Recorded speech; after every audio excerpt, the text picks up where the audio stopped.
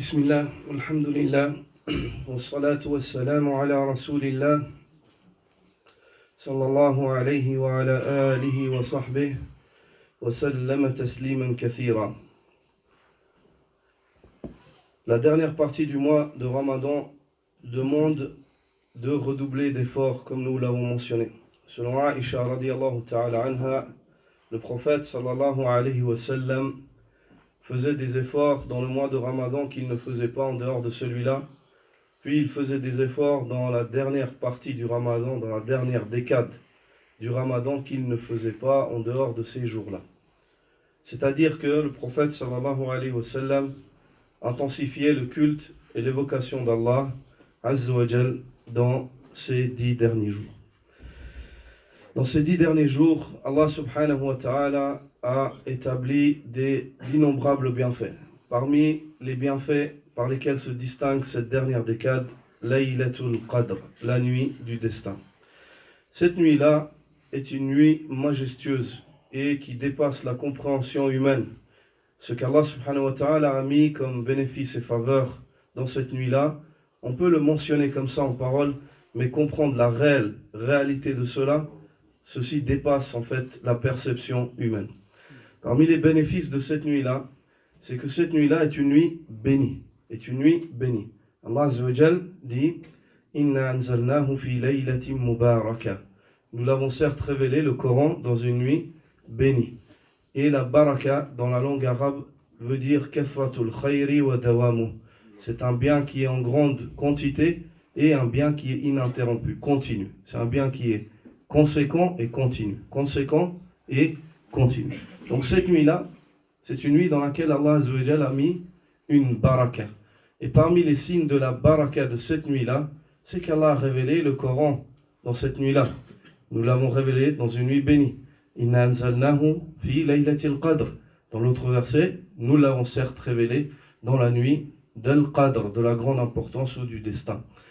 Allah subhanahu wa ta'ala, parmi les signes de la bénédiction de cette nuit-là, l'a privilégié pour révéler le livre de la bénédiction, le Coran.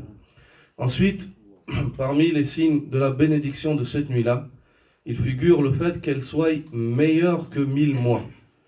Laylatul Qadr khayrum min alfi shahr. Laylatul Qadr est meilleure que 1000 mois. 1000 mois qui équivalent ou qui sont équivalents à une vie humaine, une longue vie humaine de plus de 80 années. C'est-à-dire que la ibada et le culte que tu feras durant cette nuit-là est équivalent au culte que tu pourrais faire pendant 80 ans. Au culte que tu pourrais faire pendant 80 ans. En équivalence de récompense. Elle ne remplace pas le culte de 80 ans. Pas de remplacement. C'est une équivalence en récompense sur le mizan yawm al-qiyamah. Mais c'est le fait que tu pries pendant cette nuit-là. Ça ne veut pas dire que tu n'as plus besoin de prier le reste de ta vie, car tu te dis que j'ai fait une vie de prière. Ensuite, parmi les signes par lesquels Allah Azza wa Jal a distingué cette nuit-là, c'est que Allah Azza wa Jal l'a appelée la nuit d'Al-Qadr. Et Al-Qadr, c'est l'importance, ou c'est une chose qui est très importante, d'une importance conséquente. Elle a été appelée, si on veut traduire littéralement, la nuit, Laylatul Qadr, ça veut dire la nuit de la grande importance.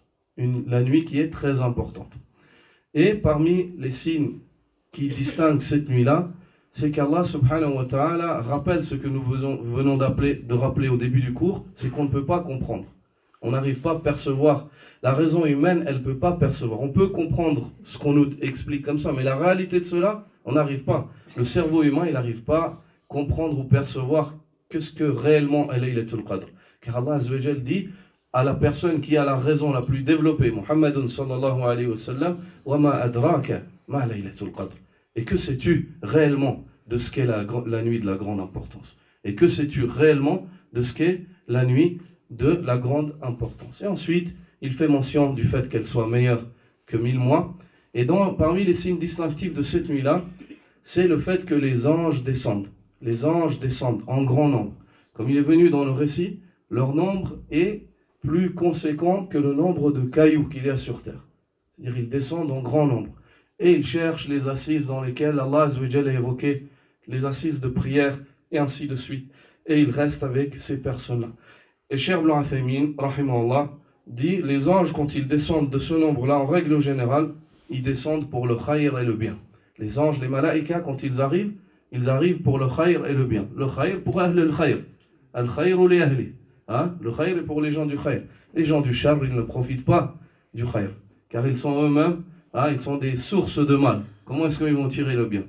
Donc les anges, en règle générale, ils descendent pour le bien. Et les anges, ils descendent pour le bien, même s'ils descendent pour châtier des peuples, ils descendent pour le bien. Parce que le fait qu'Allah Azza wa Jalla libère la terre de certaines personnes qui sont injustes, ceci est un bien pour les êtres humains. Ceci est un bien pour les êtres. Ala kulli hal, les malaïkas ne descendent que pour le khayr. Les malaïkas ne descendent que pour le khayr.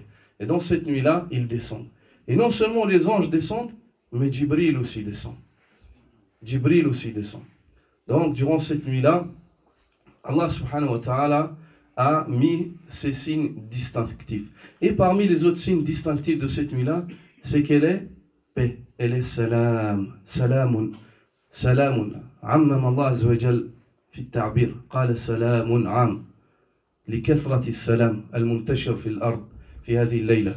Allah azza wa jal a dit elle est paix. Elle est paix. D'une manière générale. Il a employé ceci d'un terme qui est englobateur. C'est-à-dire c'est une paix qui est vaste, qui s'étend partout sur la terre d'Allah durant cette nuit-là.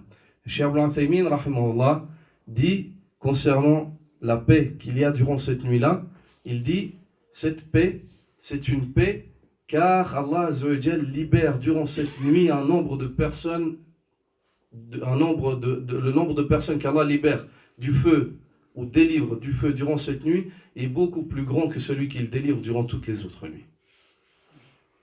Donc, fiha salam, fiha salam. Et aussi, il dit, et les paix par la cause ou due aux bonnes œuvres que font les gens pieux.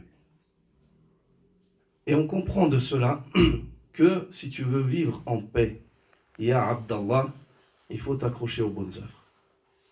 Si tu veux vivre en paix, il faut t'accrocher aux a'mal salihah, aux œuvres pieuses. Fafiha salam. Dans les œuvres pieuses, il y a la paix. Premièrement, il y a la vraie paix. Quelle est cette paix-là? La paix intérieure. L'homme, il trouve la paix, l'homme pieux, il trouve sa paix et la paix dans les œuvres pieuses. Parce qu'il est en paix avec ce pourquoi il a été créé. Il est en paix avec ce pourquoi il a été créé, qui est le fait d'adorer Allah subhanahu wa ta'ala. Donc Allah subhanahu wa ta'ala, quand cet homme-là, il se place là où Allah veut qu'il soit, Allah lui met la sakina. Il lui met la baraka. Il lui met la paix dans sa vie.